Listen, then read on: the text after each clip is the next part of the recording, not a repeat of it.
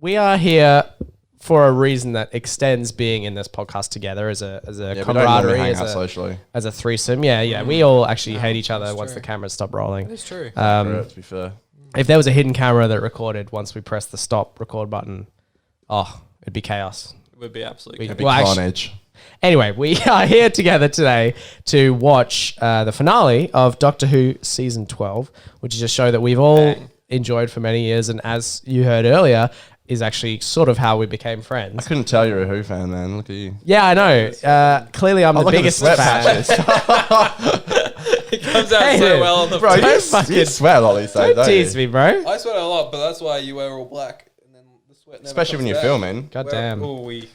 You fucking... All right, well, you know what? I took my glasses off for the film, so can you just at least fucking so I can't see on the acknowledge monitor my something? sweat patches. What do I need to do? Wear fucking makeup and like, god damn. You put on wax yesterday. I need one of those fucking, like a assistant that comes over and just fucking dabs me up. He's got that's very... He's got a sweat.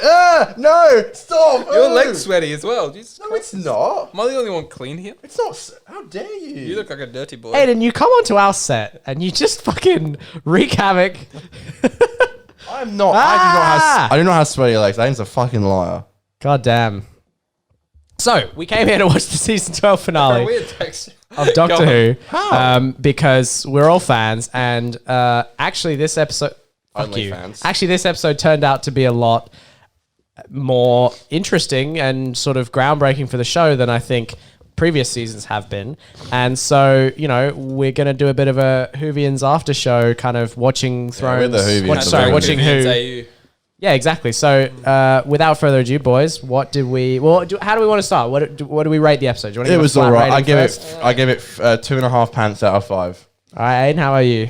Is that legit? Like 2.5 out of... That's my That's my rating system. No, okay. Remember, I gave last week's episode 1 pants out of 5. You're fucking pants, cunt. So out of 5 pants, I don't know. Come on then, because it's one of those episodes that gives you so much shit, and it's so easy to be like, whoa, oh, whoa. No, the rating system's just pants regardless. Everything's pants. But I mean, just like in terms I think he understands the rating system. I understand the rating system. Well, clearly not. But I just Aiden's not actually wearing pants. Maybe I'm not. To anyone who actually we've never worn pants in a single episode of this show. What are we, Tabascus right now?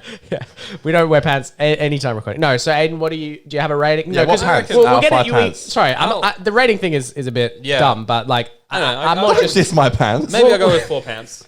4 pants out of 5. Okay. Jesus. I'd probably go between and say 3.5 out of 5 because I mean, but at the same time, obviously this is where we actually get into talking about it. That was just a fun thing to introduce it, but yeah, it was interesting. I'm still processing it a little bit because there was a lot, and it was probably the most consequential episode ever in terms of it changed. Yeah, I'd agree. It changed the lore. It changed like how the show is supposed to, the origins, like everything. There's probably 2 episodes that are similar in scale. It was also probably, in my opinion, it was the most.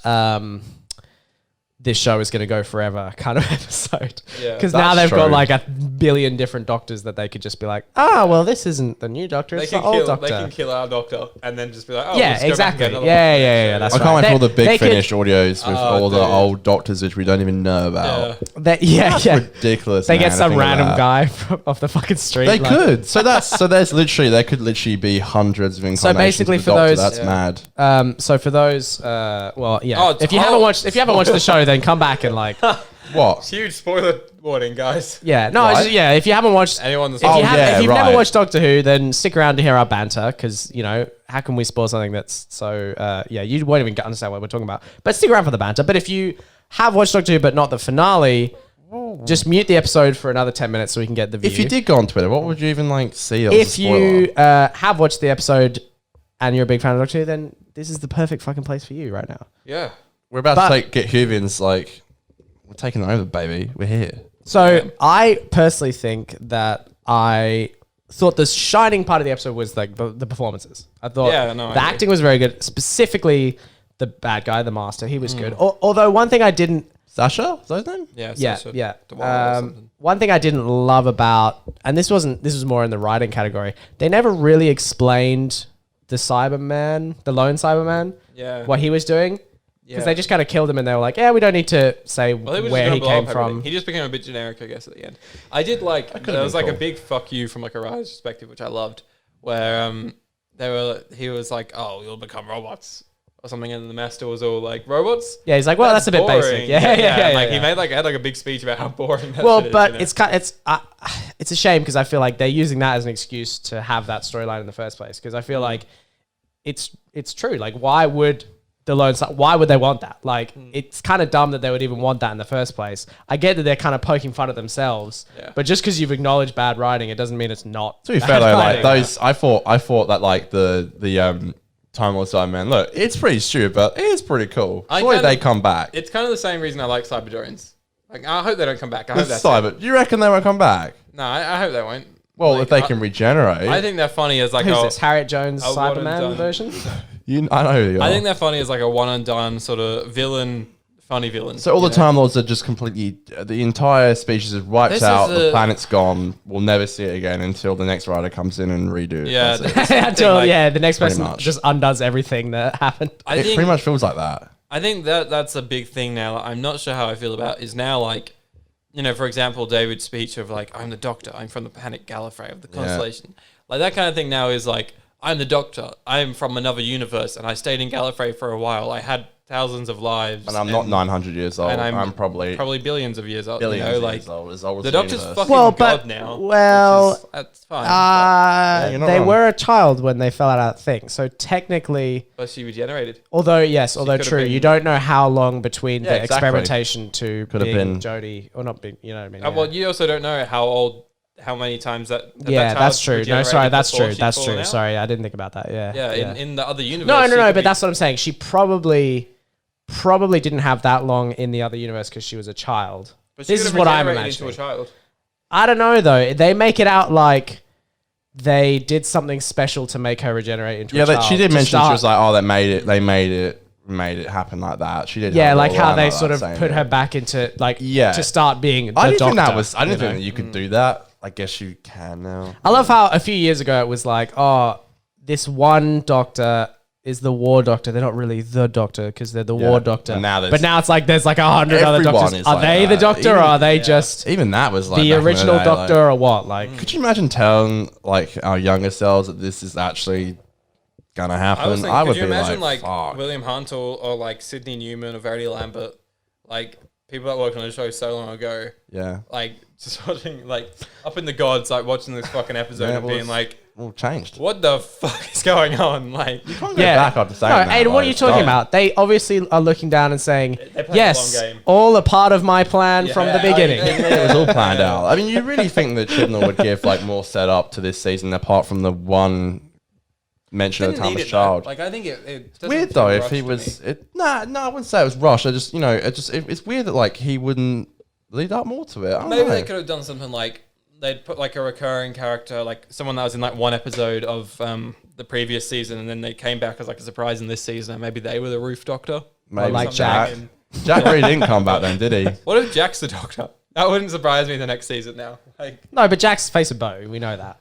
Hang on a minute. Maybe face a bow's a regeneration. You know how? Oh my god! That's how he gets do you know how there's that like rumor, like well, not really a rumor, but like that theory going around the Graham's the Doctor. Yeah, could be. Now he could be. There was one line where I was like, I'm sorry, Dad, but there was one fucking line in this episode where I really thought they were going to do it, and I'm glad. I don't think they will now.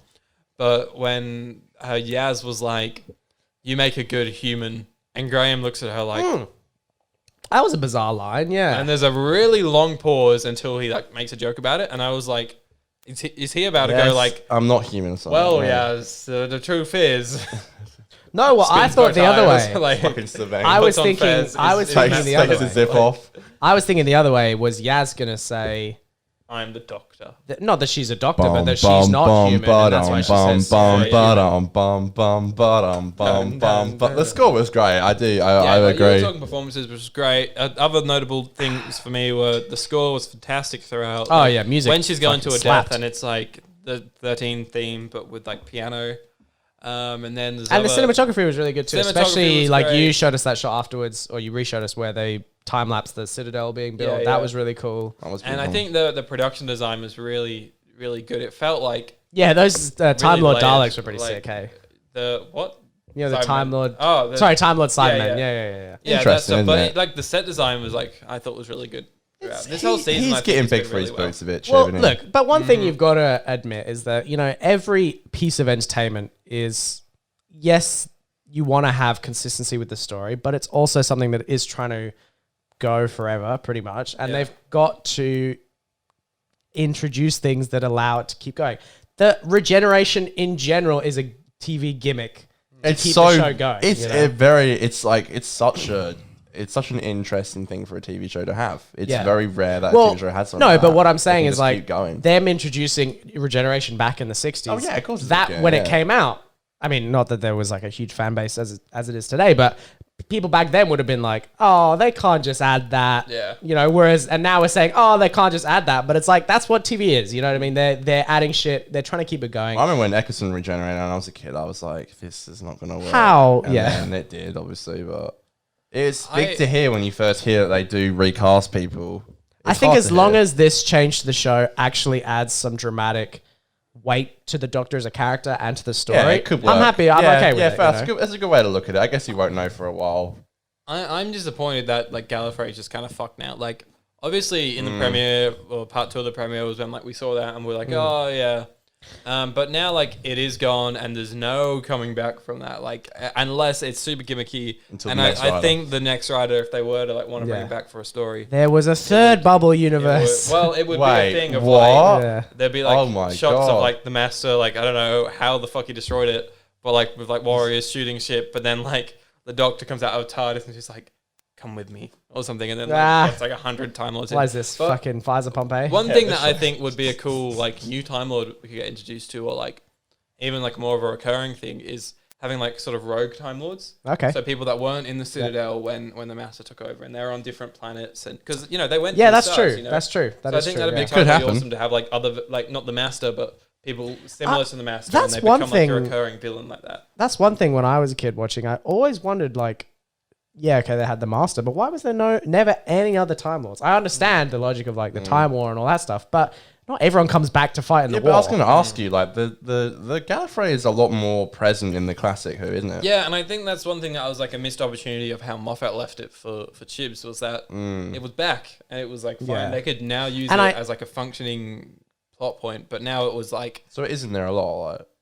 Yeah, its first appearance, I think, was at the end of the second Doctor, Patrick Troughton's, his last story, I think, was set on Gallifrey, and that was the first time we'd ever seen the Time Lords. Right. And then... Well, I will just say this. I agree that it's kind of a shame that they've pretty much axed Gallifrey out of the show, but in the last couple of years, did they ever use Gallifrey well in the show? I mean, not really. I'm not saying it was terrible, but it wasn't. And I think they could have done it better, but they just it never really turned out to be as good as the hype around it. Yeah, implied that it would be. Or Hellbent, honestly. Hellbent's the best example of like it just wasn't that great, and like I think that it was always more of a plot point just for the sake of being a plot point than it was actually interesting on its own. But it was because they never really did anything for 7 years. It was only mentioned briefly. It was shown briefly. There was no. It was like when the Doctor came out. I remember it was a massive deal just to see like even like Arcadia and stuff like. Yeah, that's awesome. Yeah. That was just spoken like the fall of Arcadia. Yeah, the fall of Arcadia is mentioned in Doomsday in series 2, and then we see it in the 50th. It's pretty crazy, like. And I always felt like that was like a big deal to go back there. And even today when we were watching it and we saw like the team, the fam, stand there and they were looking at Gallifrey. How dare you? And I was That's like, a big deal, to be fair. That was cool. That was awesome. really cool. But Yeah. We're never gonna have like, this is the Doctor. This is a history thing. Yeah, but I feel like, sorry, no, you. And go. I think something now which, it's going to work for the next few seasons, but may struggle with storylines future in the show, is now like they're going to go through all this like Doctor history, the real history of the Doctor or whatever in the next few seasons, and then once that stuff's all been exposed, then there can't be any more mystery, no more like revelations about the Doctor. They can't really go back on much because like now, like what they could in the past do is go back and save Gallifrey or do a Hellbent. Yeah. And, like go back and have like use contraptions that they had and stuff. But now it's like they can't. There's no more reveals about Gallifrey and stuff. Like it's no longer like a mythical place that's like cool to go back to, and well, you get excited if like a banger of an episode set there and stuff like it. To me, I've always felt that the best parts of Gallifrey come from the way it affects the Doctor. Yeah. You know, like hearing about Eccleston has a moment where he talks about it. When David Tennant sits down Martha and first tells her about That's it. a fantastic scene. End of season 3 as well. End of season 3. In The Doctor's Wife, where he's like, you know, the guy's like, I killed hundreds of Time Lords. He's like, I killed all of them. And he finds the like black boxes of the Time Lords. Yeah. All of that stuff I felt has always been the best part about Gallifrey. And that's not even set on Gallifrey or anything, but it's the way it affects the Doctor. I feel like that's the stuff they should hit on. Yeah. Because, you know, you don't necessarily need Gallifrey in the show, but you need it in the show in so far as in the Doctor's head almost. You know what I mean? Like, how does it affect her or him or whatever?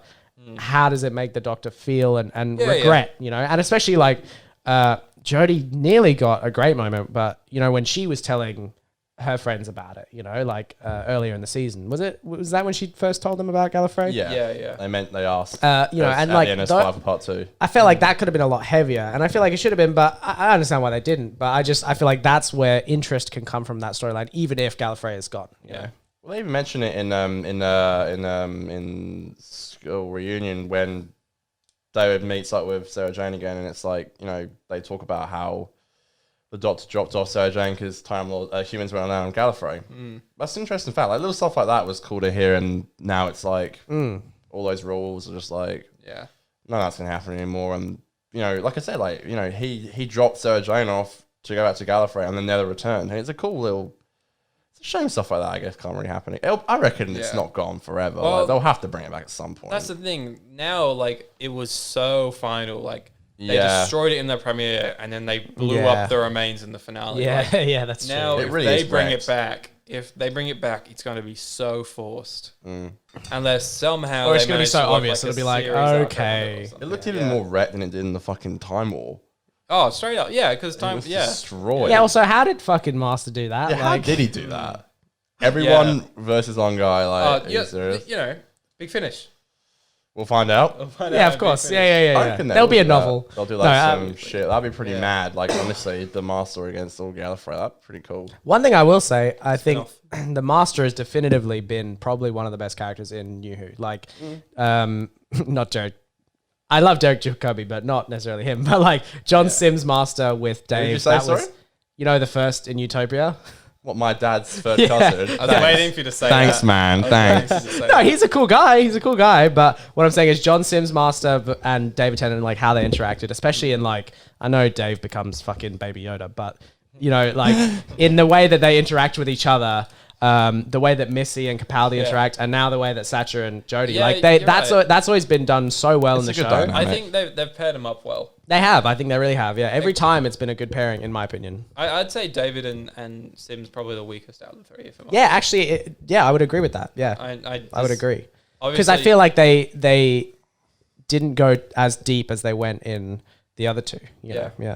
Well, that shit must be undone now from like everything that Missy and the Doctor went through. It's kind of weird how that's just like forgotten about. They didn't even mention all that character. It's interesting. I wish they would have another. Maybe it doesn't have to be the Master, but another character that's like the Master, because I feel like the Doctor needs that foil, and she needs that character that is an enemy, but they actually have a shared history. You know. Yeah, I do like playing on that, and maybe Joe can be the next fucking Joe Martin's Doctor can be the next Master. I don't know. Master of none. Maybe Joe Martin's like, if I kill. Or no, maybe I don't know, man. Man, you should be writing it. It's too much to think about. We should be.